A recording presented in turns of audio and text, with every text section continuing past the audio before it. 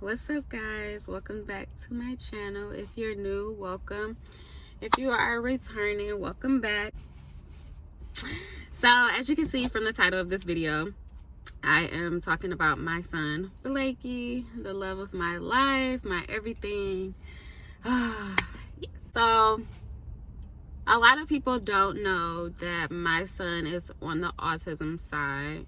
He is the autism spectrum side, excuse me. And he is also speech delayed. When you see my son, you would never know. He's super smart. You just could never tell. My son will be 4 in March, next month, March 26th. My pregnancy was very unexpected, very unexpected. I didn't know I was pregnant until I was 4, going on 5 months pregnant. I'm gonna make another video about that, a story time, but for now we're just gonna focus on Blake. Like I said, I didn't know I was pregnant until I was 4, going on 5 months pregnant. I was living my best life, not realizing that I was missing my periods. I woke up one morning super sick, nauseous, throwing up, and I went to the hospital. And I'm thinking I had a cold. They're like, the doctors were like, you're 4 going on 5 months pregnant, right? And I'm just like, what? And I was petite. Like, I had gained a little weight, but I thought it was just like me just putting on weight. Like, and my boobs had got big. I was just feeling myself real big headed, not knowing that it was a whole human growing inside of me. I was still like young and drinking, which was very irresponsible, but like I said, I didn't know I was pregnant. So once I found out I was pregnant, I don't believe in abortions, but it was too late for me to have an abortion. They said it was like going to be a 2-day procedure, and it was super expensive, and I was working at Olga's, like living off of tips. So I was just like, I guess I'm having a baby. And that's when my life just did a whole 360. Like, it was like I wasn't living for myself anymore. I was living for my baby. So I started, eating healthy, changing my lifestyle for my baby, because I wanted a healthy baby at the end of the day. I was super depressed because I did not like who I was having a baby by, but I don't know. I will say that through my pregnancy, I wish I could redo it, because my pregnancy, I had a lot of anger. I was just mad all the time. Like, I was just mad at my child's dad because I just didn't like the type of person he was, and my pregnancy, it wasn't good. I can honestly say I wasn't the smartest. I was a new mom. I was young. I was doing dumb stuff. Like, Blake was honestly a miracle baby. He's my blessing. Like, I fell downstairs when I was like 7 months pregnant. I got into a car accident. Like, and my baby is healthy, blessed. Gotta try not to cry during this video. I was supposed to be due April 3rd, but I had Blake March 26th. I was in labor for 22 hours. I remember my water broke when I was sleeping. I kept waking up in the middle of the night thinking I had to pee, and I just wasn't making it to the toilet, but it was like I was sleepwalking. So me not knowing, like, I'm peeing as I'm walking to the bathroom when really my water broke. So the next morning when I woke up, it was like a trail of blood and water and pee to the toilet. And I'm just like, Mom, like, I'm bleeding. Like, I was freaking out. So my mom was like, let's go. Get your stuff. We're going to the hospital. And got to the hospital, and they said I was in labor. It was just crazy because I wasn't having any contractions. Like, my water had just broke. And I was just like so in disbelief, because I'm like, I didn't pack my hospital bag, and my mom was like fussing at me the whole month, like, pack your hospital bag. So literally got to the hospital, they said I was in labor, and I was just shook because it was like I wasn't prepared. It was March 25th, and I was thinking I was having my baby April 3rd. So I just wasn't prepared, and I had to instantly go into I'm about to have my baby. Like I said, I wasn't having any contractions. So literally the worst part of my labor, I had to get induced. Oh my God. That's the part where I just started crying, and it was just like, it just got real to me real quick. Getting induced, it was like they were excuse me, they were starting my contractions and they were like pulling Blake down. So my water had broke, but he was being stubborn, not ready to come out, but it was time. And getting induced was literally the worst part. Contractions, I dealt with them very good. I had a lot of support. I had my mom there, my grandma, my aunts, both of my aunts actually. My sister came, my brother. When I say that was the best part of my labor, my brother flying from Howard University, like literally he was in school and he flew to come be there for me for my labor and delivery. I swear that was like the best part of my my labor, was my brother coming to be there for, you know, with me and for me, literally. I love you, Darian. Oh, baby.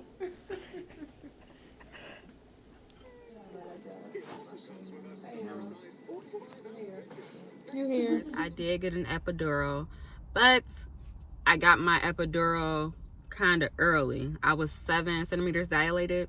I could have waited a little bit longer, but I just couldn't take the contractions anymore, and Blake was being super stubborn. So by the time it was time to push, epidural had wore off. Like, I literally felt everything. And I know this is kind of TMI, but when it was time to push, I pooped probably like 3 times, and that was disgusting. Literally, my doctor was like wiping my ass, like, "You're doing great, sweetie. You're doing." I'm like, "What the? I'm shitting everywhere. Why am I doing great?" It took me. I was pushing for an hour. Literally, I have my mom next to me telling me to eat ice, and I was so hungry because you know you can't eat, and it was 22 hours of me without food.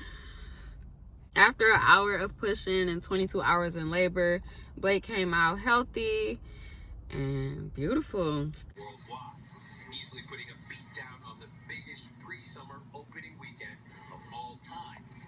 So he did have jaundice when he was born, so I couldn't breastfeed. Like, his eyes were yellow, and he had to stay in the hospital 3 days longer than normal.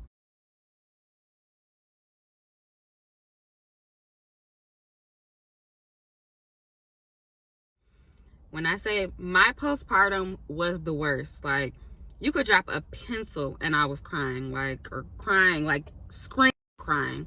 And when I say my mom was the biggest support system I've ever had, she was there for me through every tear, just everything. Like, Blake was born, and that's when I knew my life had changed forever. Blake, growing up, was smart, silly, mean. He was learning, like, his learning was doing, you know, good. He was good, saying his ABCs. He said dada first, mama. Mama? Dada. No, mama. Dada. Mama. Dada. No, say mama. Dada. When he was 2, I think when he got to like 1.5, 2, my mom noticed that something wasn't right.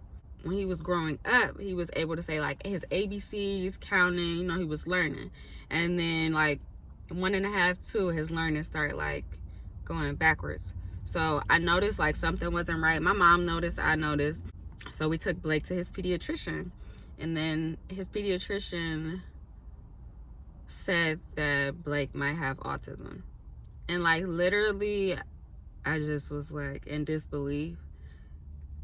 Not because of the autism, it was just like, it was more like I was already a new mom, but it was like I have to learn how to work with the autistic child.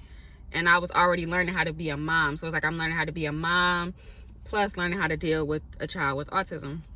So I wanted to be for sure that Blake had autism, because I still didn't believe it. Like, if you would look at my son, you wouldn't believe that, you know, he has autism.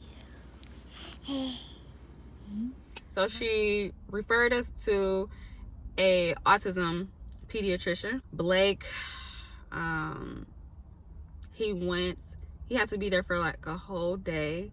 They watched him. I had to answer like over 200 questions about him, and his behaviors. They asked Blake like questions.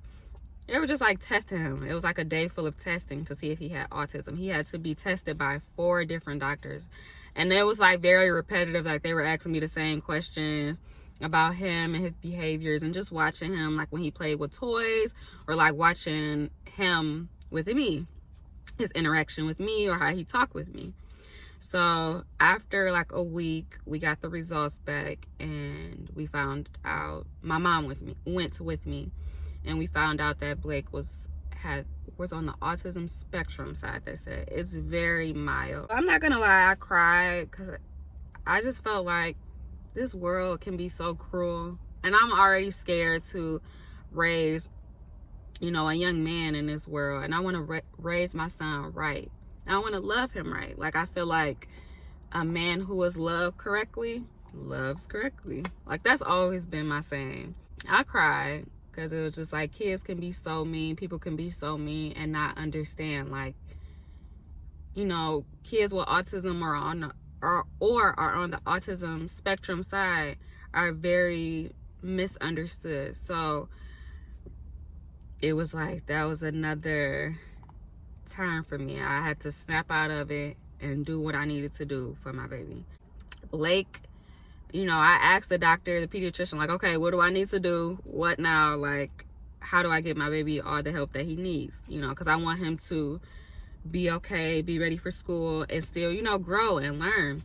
So Blake was on the waiting list for ABA, Autism Behavioral Analysis. I think that's the name of it, for a year. The waiting list was long for Henry Ford. I got that call. I was at work. They said they had an opening the next day. I used my PTO and I took my baby to the ABA program. He had got in after a year. So he got into the program at Henry Ford ABA. And we also learned that Blake was speech delayed. He wasn't talking. He was like babbling words. Hey, Blake. Blake. How old are you, Blake? How old are you? Where are your fingers? Show me your fingers. Show me your nose. Show me your eye. Show me your ears. Show me your head. Where's your feet? Show me your feet. Say bye. Little kisses. I can understand what Blake was saying. He would point to things or So once he started the ABA program, they told me that Blake was also speech delayed. So I'm like, wow, something else. But it was okay. Small thing to a giant. Cat. Cat. Very good. Cat goes meow. Yeah. Cat. Good show. Good job. Cat. All right. Let's do a couple more. Blake started ABA, started speech therapy. He's been in ABA for about a year now. And when I say that Blake has really shown progress, him being in ABA teaches him how to be independent, basically prepares him to be ready for school, like when it's time to go to school. I'm still going to send Blake to a private school.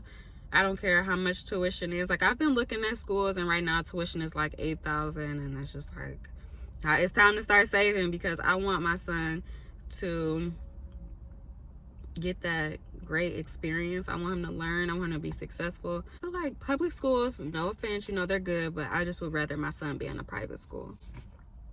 I had to make a lot of sacrifices, you know, like with my work and with me being in school. ABA is only 3 hours a day, Monday through Friday.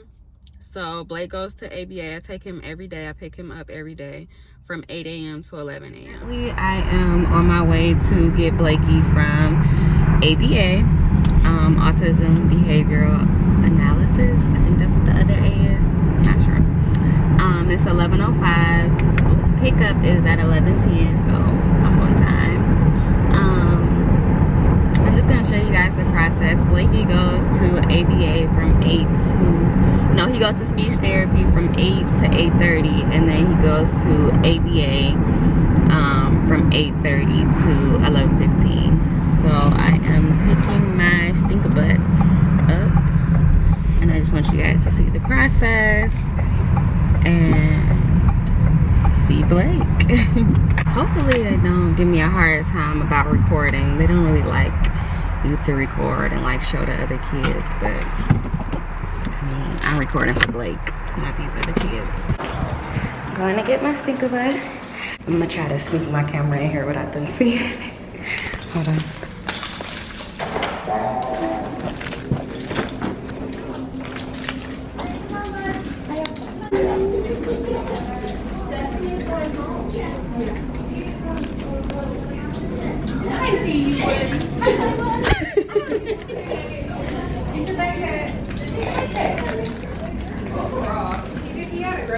Is he back there? No.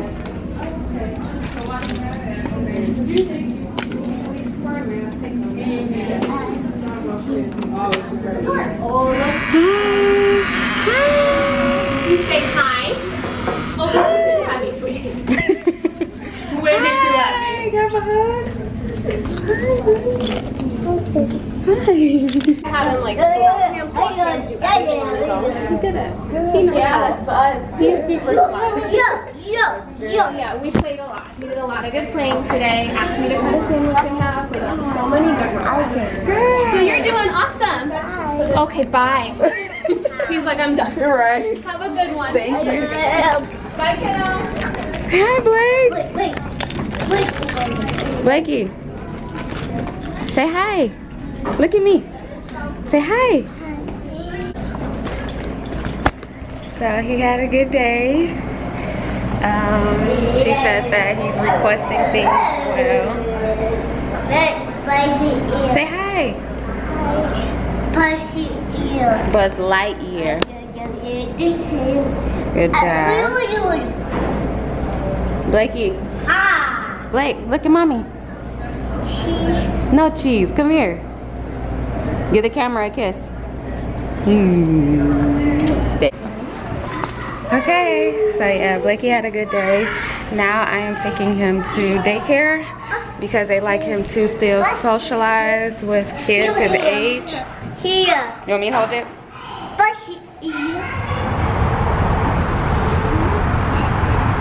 How you feel?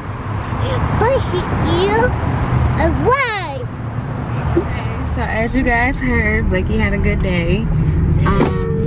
Now we are headed to his daycare.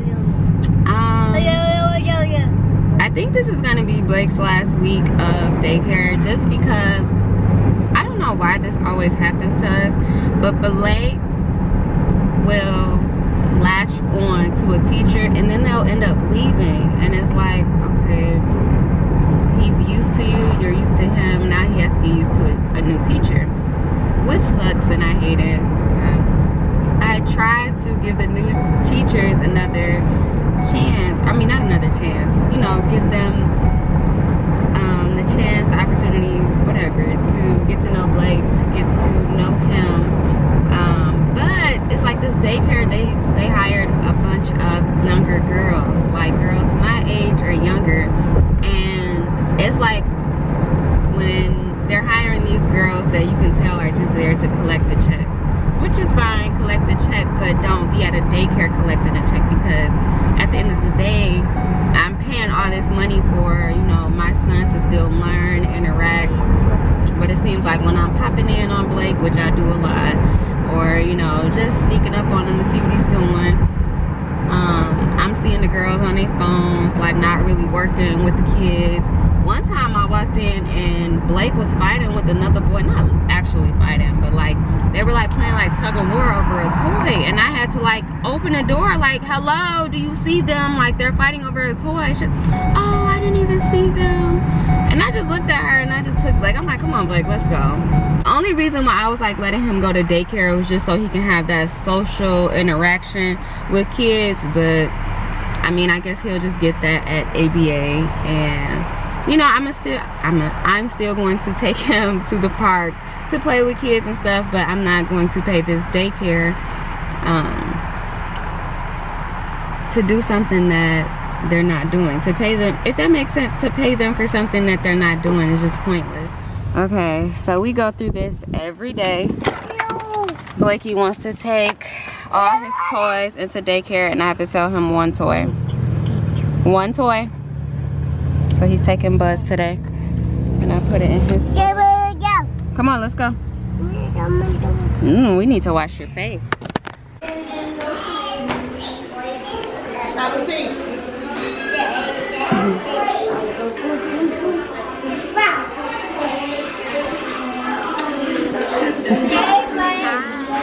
Bye. Wait, bye.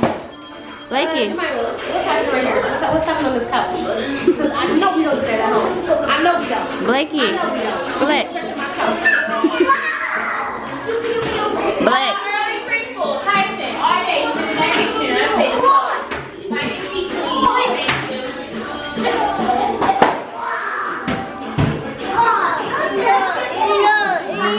you. So it can be kind of challenging because, you know, I work a full-time job. So it's like I have to take him and then I have to leave work and pick him up or find people to pick him up.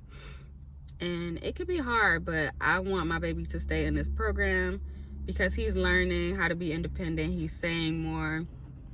It's a good thing for him to be in ABA. Okay, so last year, Blakey had a major surgery. I noticed when Blakey was sleeping, he would wake up screaming. Like it was like a scream and cry. And Blake's not a crier or crybaby. And it was like he was gasping for air. So I took him to the doctor. The doctor referred me to ENT. And originally I was just taking Blake to the doctor because I was worried that he was having sleep tears, like nightmares. And he had he would always tug at his ears, like he was always getting ear infections. So his pediatrician referred me to an ENT doctor, ear, nose, and throat doctor, and took Blake to the ear, nose, and throat doctor for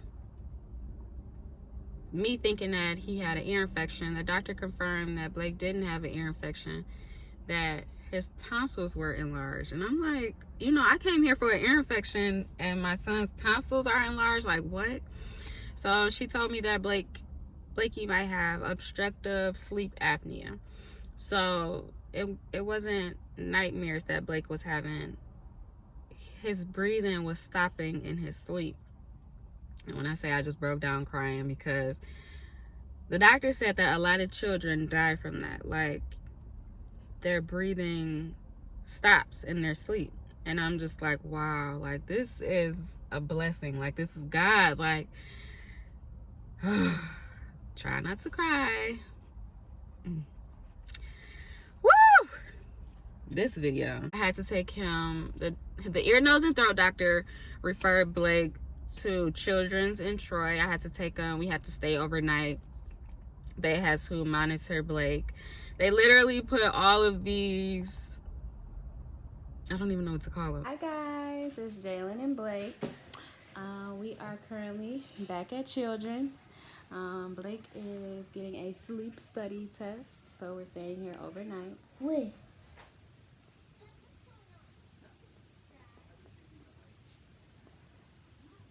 It's not a picture, it's a video.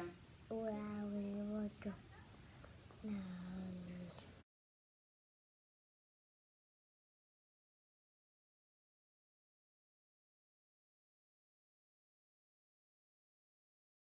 Nana.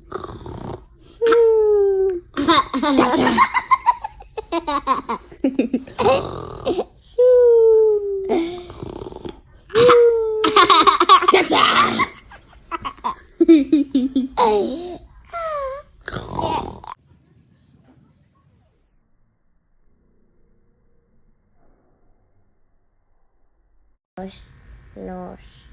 We were heck. No. Say hi. Hi. Are we getting ready to go night-night? They No. put all of these like stickers and lines. I don't even know what to call them. It was just like a whole bunch of stuff on him. And it freaked me out. It was just like another hard thing that I had to go through, but I had to be strong for my son. And I knew I was doing what was best for him. I had to stay overnight with Blakey. They monitored him when he was sleeping. and they did confirm that Blake's tonsils were enlarged and he had obstructive sleep apnea, which meant like his breathing was stopping in his sleep, and that's why he was waking up screaming, because he was scared. He was gasping for air. So I was happy that, you know, I caught it early, but I was also scared because it was like, wow, my son has to have surgery. So the doctor made him an emergency surgery appointment. Blake has surgery the next week. Blake.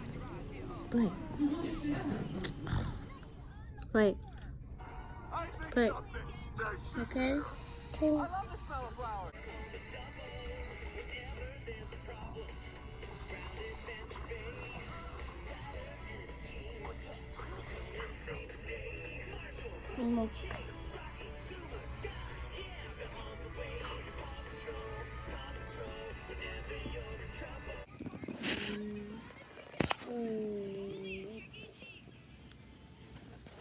Get off my headphones, you jerk. And it's crazy because, like, you know, when you take your child to the doctor, they check their ears, nose, and, you know, it'd be like, say ah. Blake would never say ah to the doctors because he was so stubborn. So the doctors never could see his tonsils were enlarged. Like, idiots. Like, but the doctor, ear, nose, and throat doctor, was not taking no for an answer. She stuck that thing in Blake's mouth and was like, she even said, like, how has no doctor or pediatrician seen that his tonsils were enlarged? Like, I literally want to sue every doctor that I've taken Blake to. His surgery was a trooper. It was strong. I stayed by his side. It was hard, like, because, you know, Blake is speech delayed, so he couldn't tell me that he was in pain. He was just like, mama, mama, and he would point in his mouth trying to tell me, like, you know, basically he just had surgery and it hurts in there. It was hard, but we got over that hump. And I learned that Blakey wasn't learning because he was losing sleep. You know, he was cranky all the time. So don't nobody want to learn when they're sleep deprived and they're tired. But after Blakey had his surgery, you know, he was well rested, wanted to learn, was doing better in ABA. And it was just like, I noticed the whole 360. Blakey is talking more. Blakey is becoming more independent. Like, he's doing good. It's almost time for me to start looking for a school for him. And man, these last couple of years have been, from my pregnancy to Blake now, it has been rough, but I have not given up. I have not lost my faith. Like, it's been a roller coaster, but mommy has stuck by his side. I've had a great support system. I've prayed a lot, and my son is doing just fine. People still, to this day, do not know that Blakey is on the autism spectrum side, but I just want people to know that he is. Like, you can't treat Blake like other kids. Blakey is different, and he's a great kid, super smart. I'd be damned if anybody mistreat my baby. So that's why, like, when people watch Blakey, I always like to tell them up front, like, he is, you know, on the autism spectrum side. You have to watch, you know, what you do around him. You have to, Blakey is sensitive at times because he is a little, but he's a good kid. He's a good kid. You know, the doctors, you know, they can't confirm where the autism came from. You know, I thought it came from, you know, me being irresponsible, you know, well, me not knowing I was pregnant. And, you know, I was still drinking. So I'm like, you know, did the autism come from that? Did it come from me falling downstairs? Did it come from the car accident? I also learned that doctors will swear, oh, you know, your child needs all of their shots. And I was a new mom, you know, I'm like, you know, give Blakey all his shots, make sure all his shots are up to date. I should have read more on his shots, or the shots that he was receiving. So that was a no, because I learned that kids can receive or get autism off the shots that they're receiving. like they don't need the shots, or some shots, you know, kids need, but most of the time they don't need the shots. And I was a new mom thinking I was doing what was best for Blakey, and I made sure he was up to date on all of his shots that he so-called needed. So moms, new moms, don't do your research before you get your babies the shots, because I did learn that, you know, kids can get autism from them shots. So do your research. I wish I would have done mine, but you know, it's okay, because I'm getting my baby all the help that he needs, and it was a learning experience, and Blakey will be okay. Like, he's on the autism spectrum side, which means he can, you know, grow out of it, you know, work with him more. His autism is mild. But yeah, so thank you guys again so much for watching. I hope you like this video. Feel free to give a thumbs up. Any comments, concerns, questions, drop it down below, or shoot me a DM, and I'll answer all of you guys' questions. Thanks for watching.